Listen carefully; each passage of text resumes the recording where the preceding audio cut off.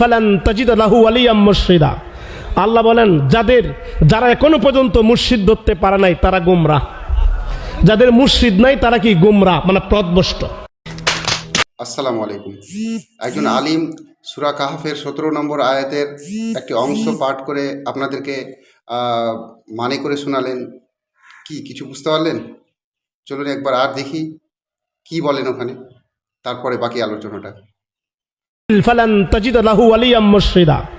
আল্লাহ বলেন, যারা এখনো পর্যন্ত মুর্শিদ ধরতে পারে নাই তারা গুমরাহ, যাদের মুর্শিদ নাই তারা কি গুমরাহ, মানে পথভ্রষ্ট। আমাদের বর্তমান সমাজে এটি সমস্যা যে মানুষ জনসাধারণকে, একজন জেনারেল লোককে আলিম নামের লোক যে নিজেও ভালোভাবে কোরআনের ব্যাখ্যা মানে, হাদিসের ব্যাখ্যা ভালোভাবে জানে না, লম্বা পায়জামা লম্বা কুর্তা পরে নিজেকে আলিম বলে এবং ভুলভাল ব্যাখ্যা করে মানুষকে পথভ্রষ্ট করে। আর যার পরিণাম হিসাবে এখন সোশ্যাল মিডিয়ায় আপনি দেখবেন যে বাংলাদেশে কীরকম ভণ্ডামি শুরু করেছে। তো এই বক্তা মোহাম্মদ হাবিবুর রহমান যে বললেন কথাটা, সূরা কাহফের 17 নম্বর আয়াতের শেষ অংশটা পাঠ করে শুধু বললেন, সেও আবার ভুল মানে করলেন আপনাদের সামনে। তো চলুন দেখা যাক মহান আল্লাহ তাআলা কোরআন পাকের 18 নম্বর সূরা কাহফের 17 নম্বর আয়াতে কি বর্ণনা করছেন। চলুন আগে দেখি। আর আপনিও অবশ্যই এটা চেক করে নেবেন যে আমি যে জিনিসটা দেখাচ্ছি আপনাকে সেটা সঠিক না ভুল। কোরআন পাকের 18তম সূরা কাহফের 17 নম্বর আয়াতটিকে আমি বের করে রেখেছি যাতে ভিডিওটা শর্ট হয়, তার জন্যই। তো এর ব্যাখ্যা করার আগে আমি বলে দিই যে এই আয়াতটি মূলত আসহাবে কাহাফের সম্পর্কে বলা হয়েছে। যে আসহাবে কাহাফ 309 বছর যে গুহার মধ্যে অবস্থান করেছিলেন। তো সেই সময় গুহার অবস্থাটা কী রকম ছিল এবং সূর্য উদয়ের সময় তাদের উপরে ছায়া, সূর্যের আলো কোন সাইডে পড়তো এবং সূর্য অস্ত চলে যেত তখন তাদের উপরে কিভাবে সূর্যের ছায়াটা পড়তো, সেটাই এখানে ব্যাখ্যা করেছে। কিন্তু আল্লাহ তাআলা বলতে চেয়েছেন এই আয়াতে যে এগুলো আমার নিদর্শন হিসাবে, মানব জাতির কাছে আমার নিদর্শন এই আয়াতটি। তারপরে আল্লাহ তাআলা বলছেন এখানে মাই ইয়াহদিল্লাহু ফাহুয়াল মুহতাদি ওয়া মা ইউদলিল ফালান তাজিদা লাহু ওয়ালিয়াম মুরশিদা।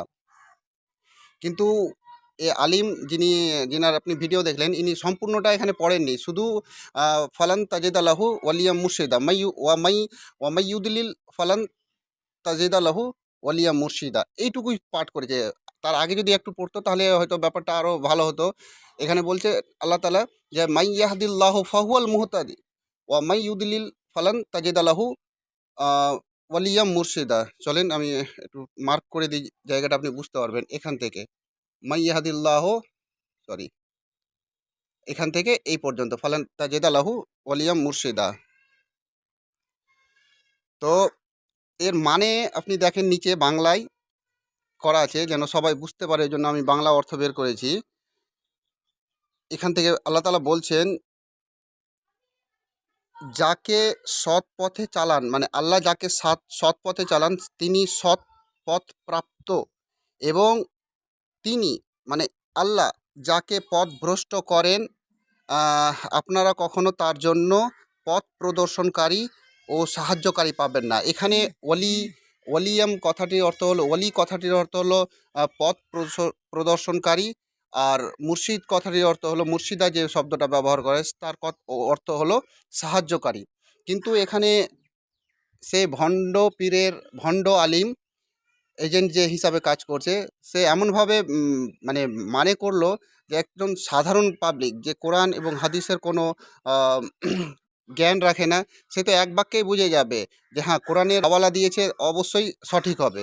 কিন্তু আমি জনসাধারণকেও এইটুকুই বলবো যে আপনারাও বর্তমানে আলিমের কথাই পড়বেন না। এখন মোবাইলের যুগ, আপনারা অনেক কিছুই সার্চ করতে পারেন। তো কোনো আলিম কোনো আয়াত বা কোনো হাদিস যখনই ব্যাখ্যা করবেন বা মানে করবেন, তো আপনারাও একটু ওটা সার্চ করে দেখে নেবেন জিনিসটা কি হচ্ছে। তো এখানে আল্লাহ তাআলা বলতে চেয়েছেন যে আমি যদি কাউকে পথ প্রদর্শন করি, সুপথে নিয়ে যাই, সঠিক পথে নিয়ে যাই, তো সেই যেতে পারবে। আর যাকে আমি সঠিক পথে নিয়ে যাব না, পথভ্রষ্ট করব, তার জন্য কোনো অভিভাবক বা কোনো পথ প্রদর্শনকারী আম আ খুঁজে পাওয়া যাবে না যে তাকে সঠিক পথে নিয়ে যায়।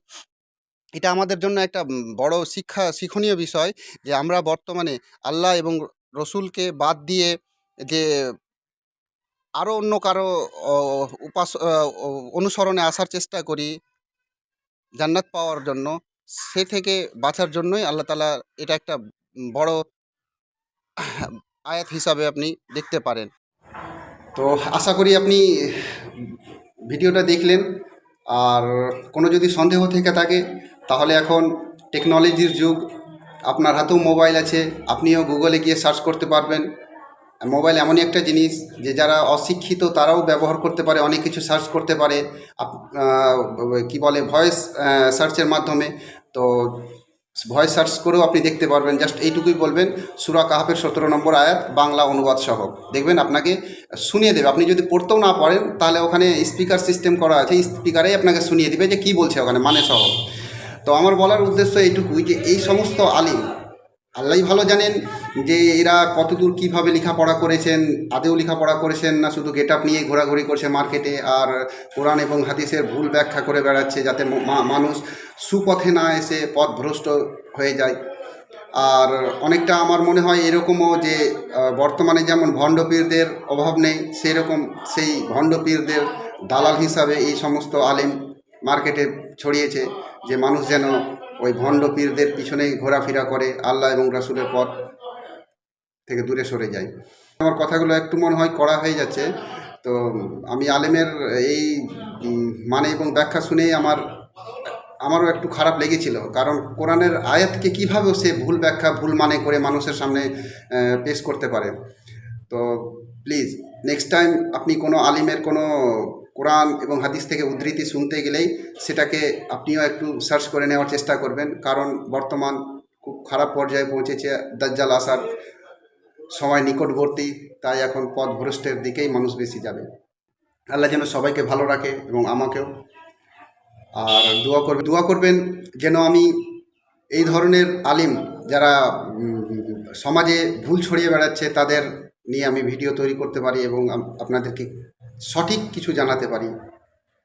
যেটুকু আমি অল্প হলেও যেটুকু শিক্ষা করেছি সেই শিক্ষাটাকেই কাজে লাগিয়ে আপনাদেরকে আমি সঠিক পথটা দেখানোর চেষ্টা করবো ইনশাআল্লাহ। তাআলা বলেছেন খায়রুকুম মান তাআল্লামাল কুরআনা ওয়া আল্লামাহু, তোমাদের মধ্যে সেই ব্যক্তি উত্তম যে নিজে শিখলো। এখানে কোরআন শিখার কথা বলা হয়েছে, যে কোরআন নিজেকে শিখলো এবং অপরকে শিখালো, নিজে কোরআন শিখলো এবং অপরকে শিখালো।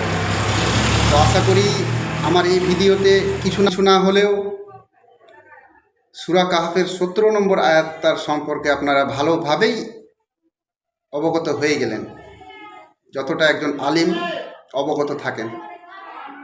ধন্যবাদ।